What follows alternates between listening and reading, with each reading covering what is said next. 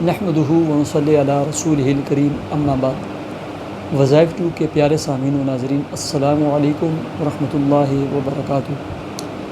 پیارے سامعین و ناظرین، بہت سارے دوست احباب نے، بہنوں اور بھائیوں نے، بالخصوص ہمارے ان دوستوں نے جو کالج یونیورسٹیوں میں پڑھتے ہیں، اسٹوڈنٹ ہیں، طالبات اور طالب علموں نے لکھا ہے ہمیں امتحانات میں کامیابی کے لیے، ٹیسٹ اور انٹرویو میں کامیابی کے لیے کوئی عمل اور کوئی وظیفہ بتلائیں۔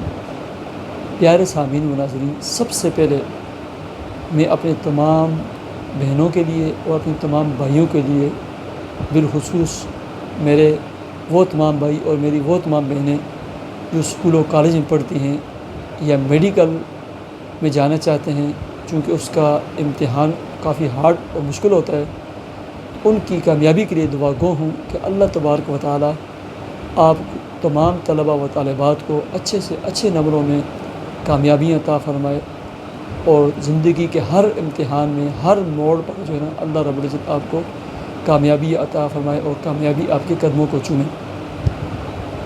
پیارے سامعین و ناظرین، 4 کام کریں۔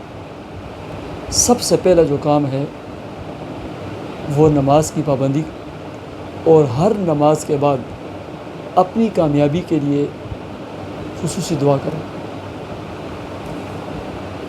دوسرا کام، محنت، لگن، شوق اور ذوق کے ساتھ اپنی پڑھائی کو جاری کریں۔ محنتی انسان، شوق اور ذوق سے پڑھنے والا کبھی ناکامی کا منہ نہیں دیکھتا۔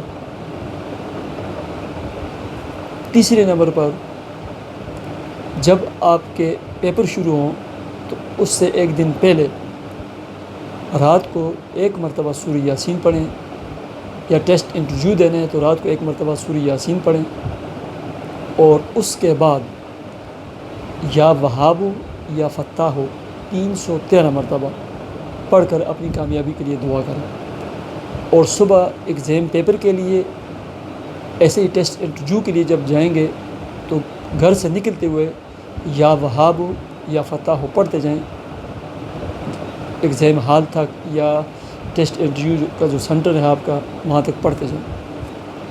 چوتھا اور آخری کام یہ ہے کہ جب بھی آپ اسٹڈی مطالعہ کریں، کتاب کھولیں، سورہ الم نشرح اما پارے میں ہے، یہ 3 مرتبہ الم نشرح لک صدرک، جو سورۃ مکمل سورۃ 3 مرتبہ پڑھ کر ہاتھ کے اوپر دم کر کے ایسے ہاتھ رکھ دیا کریں، اور اس کے بعد پڑھنا شروع کریں۔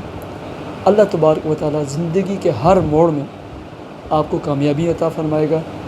جھوٹ سے بالکل پرہیز کریں، اور دوران طالب علمی، پڑھنے کے دوران موبائل کے غلط استعمال سے اور زیادہ موبائل استعمال کرنے سے جو ہے نا پرہیز کریں۔ کامیابی آپ کے قدموں کو چومے گی۔